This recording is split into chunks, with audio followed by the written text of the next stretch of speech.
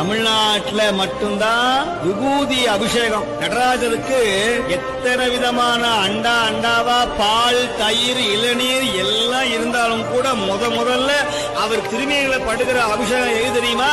இந்த பஸ்பமாகிய திருநீர் தான் முதல் அபிஷேகம். மயான சாம்பல், இறந்தவருடைய பிணச்சாம்பலை எடுத்து நடு நிசியில 1 மணிக்கு மேல அதை கொண்டு வந்து காசிலையும் உஜ்ஜயினி என்கிற மகாலேஸ்வரருடைய ஆலயத்துல ஒரு பெரிய பொட்டலமா கட்டி சாமி மேல அப்படியே பவுடர் அடிக்கிற மாதிரி தட்டுவாங்க. அப்படி மேல அந்த சாம்பலை வாங்கி பூசினா அவ்வளவு மனம் கம கம கமன்னு இருக்கும். எங்கேயாவது எலும்பும் தோலும் நரம்பும் அப்படி மயான சாம்பல் எங்கேயாவது மணக்குமா?